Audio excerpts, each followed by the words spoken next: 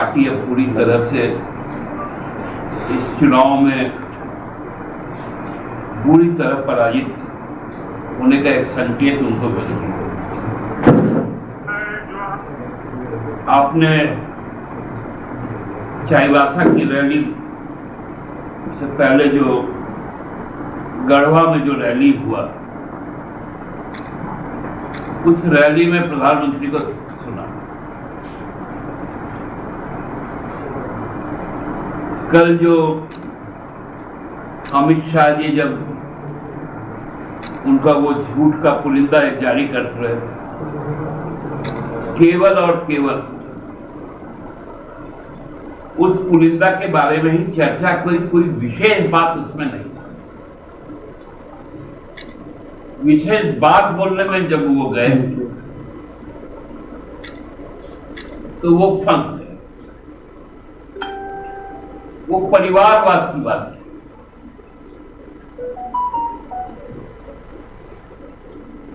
भाजपा परिवारवाद पे भी बोलेगा? जिसका मुख्यमंत्री का रिश्तेदार, आत्मीयजन सभी चुनाव में खड़े, उसमें तो जो एक सजायाफ्ता भ्रष्टाचारी है वो भी पूर्व मुख्यमंत्री रहा, अब वो भाजपा का नेता है, उनकी पत्नी चुनाव लड़ रही है। और तो और छोड़ दीजिए, एक पूर्व मुख्यमंत्री भी चुनाव लड़ रहे हैं और साथ साथ उनका बेटा भी चुनाव लड़ रहा है। एक पूर्व मुख्यमंत्री की जहां पत्नी लड़ रही है, वहीं दूसरे की बहू लड़ रही है चुनाव। प्रधानमंत्री जी कौन सा परिवारवाद?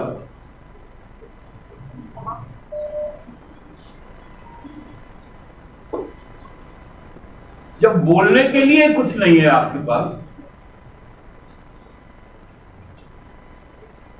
तो क्यों इस तरह की बातें कर?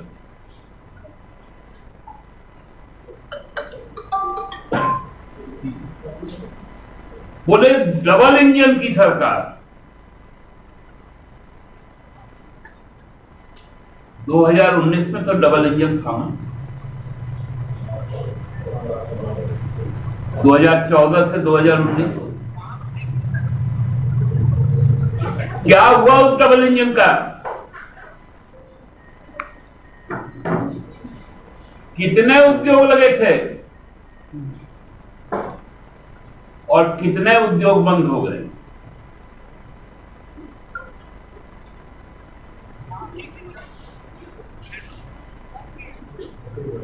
प्रधानमंत्री जी कम से कम आपके मुंह से झूठ निकले ये देश कभी नहीं चाहेगा। आप ठीक चुनाव के पहले जमशेदपुर गए थे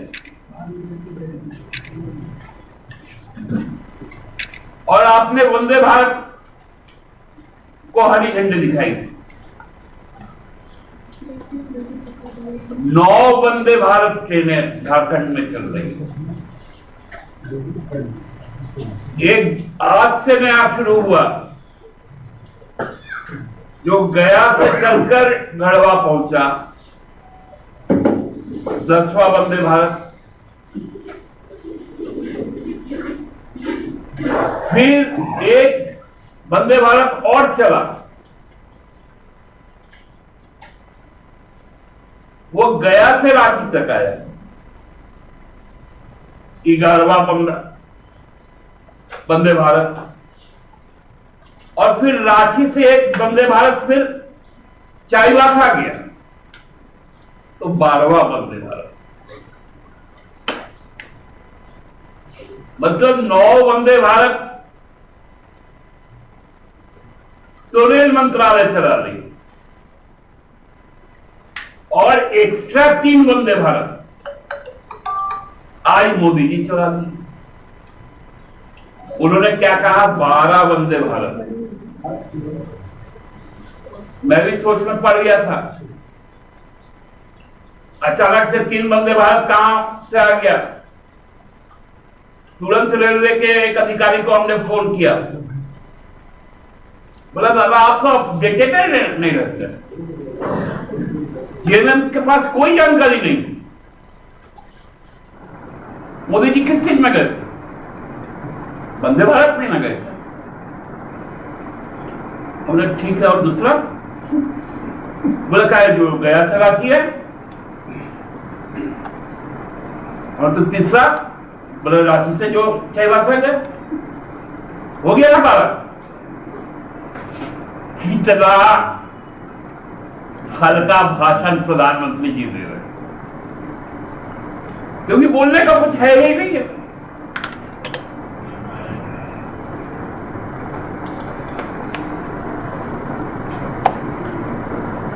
एक ही बात, अपमान हो रहा है, अपमान हो रहा है। अरे आपने तो भारत के लोगों का अपमान किया।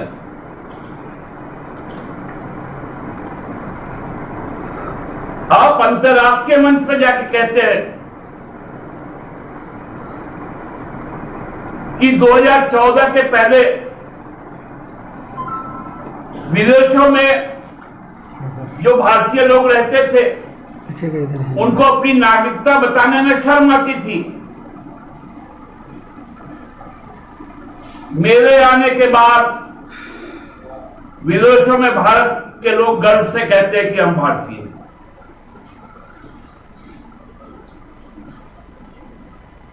प्रधानमंत्री जी 2014 से 2024 के बीच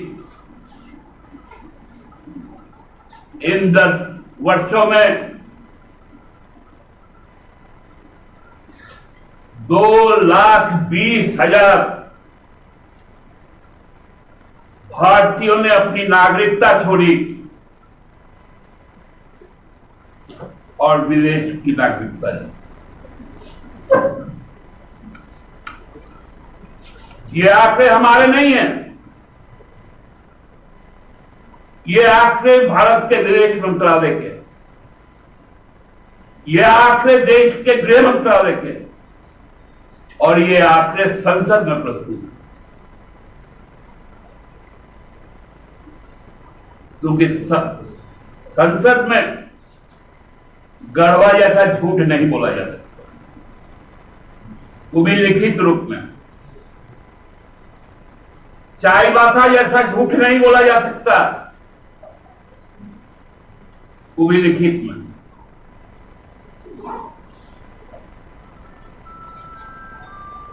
आप देख रहे होंगे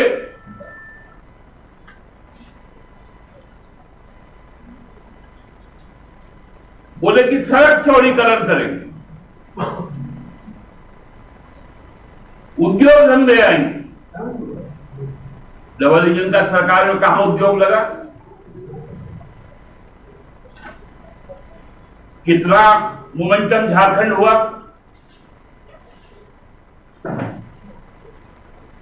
और रोटी बेचने वाले बेकरी को 5 एकड़ जमीन दे दिया गया।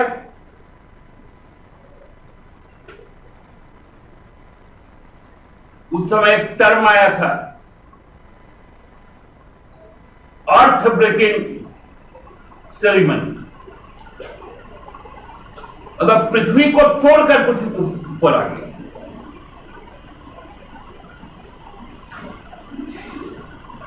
कितना साफ झूठ आज इन्होंने कहा कि हरियाणा में हमारी सरकार बनी और 1 महीने में हमने न पर्ची न खर्ची 2 लाख युवाओं को नौकरी दे दी। अरे आप प्रधानमंत्री हैं, आपकी बात हरियाणा में भी जाता है।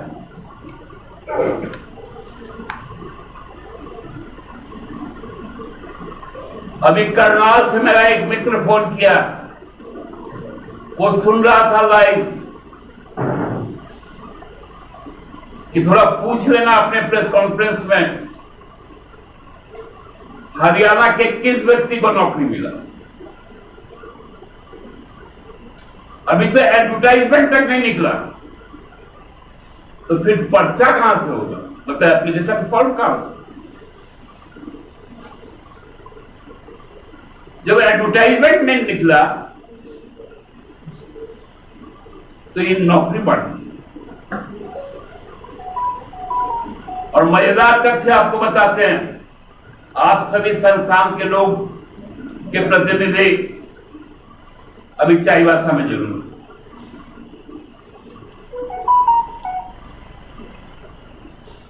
3:15 बजे के बाद प्रधानमंत्री जी के पहुंचने के पहले ही मैदान खाली होना शुरू हो।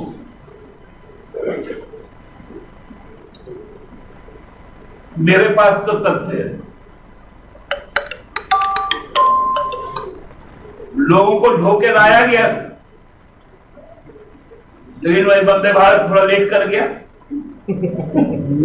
प्लीज चेक कैमरा क्योंकि लाइन भी तो बिछाना था यहां से लेके रांची से 138 किलोमीटर तक लंबा लाइन बिछाने में भी तो कुछ समय लगा होगा। बीच में टेरबो घाटी आ गया था, वहां पर घूम घूम के लाइन दिया, जिसको हम लोग जलेबी घाटी कहते हैं।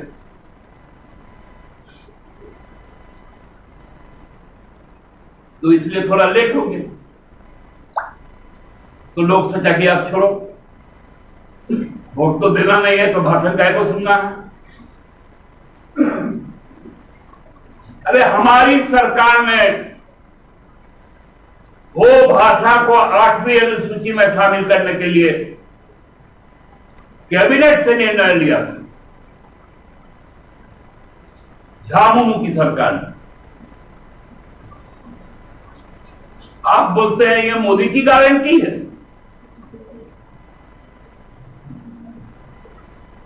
मोदी की गारंटी संविधान कोड क्यों नहीं है? बोले देश की समृद्धि और संस्कृति की रक्षा आदिवासियों ने की, तो आदिवासी का जो धर्म कोड है वो क्यों नहीं? आपने कहा था महिलाओं को हम 2025 से संवैधानिक संस्थाओं में 33% आरक्षण देंगे। हम 2025 के दहलीज पे खड़ा है, आपने अभी तक जातीय जनगणना की घोषणा तक नहीं की, और आप महिलाओं के अपमान की बात कर रहे हैं। इससे बड़ा अपमान क्या होगा कि संसद में जो कानून पास हो गया संविधान संशोधन के द्वारा, उस पर आज तक एक कार्रवाई नहीं। यह है महिलाओं का अपमान, उनके संवैधानिक अधिकारों का अपमान।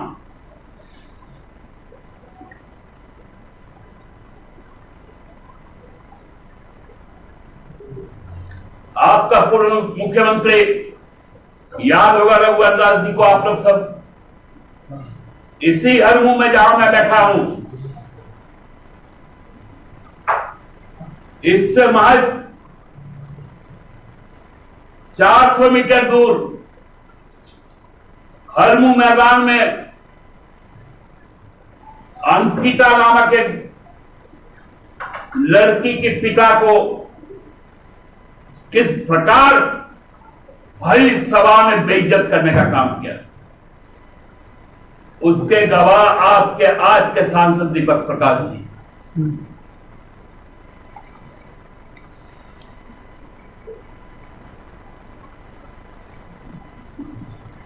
आप भ्रष्टाचार की बात करते हैं, हम स्वागत भाषण भानु प्रताप शाही का सुन रहे हैं।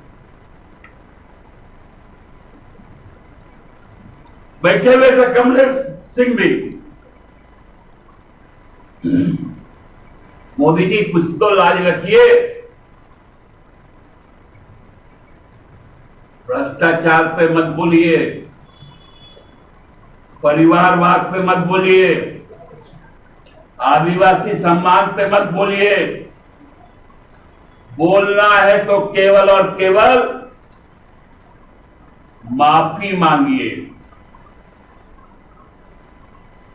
कि हमने झारखंड में आकर अभी तक जो जो घोषणाएं की उसको लागू नहीं किए, इसके लिए हमें माफ कर दो।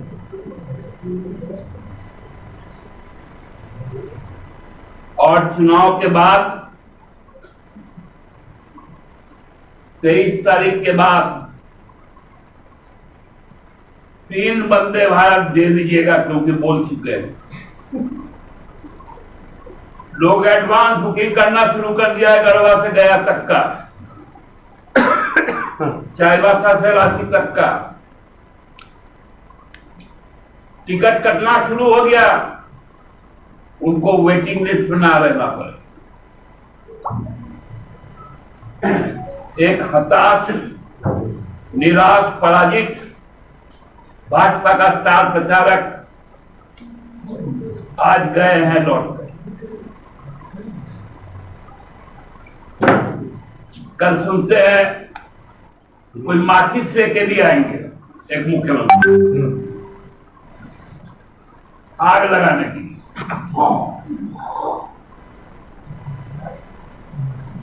कि बटेंगे तो कटेंगे।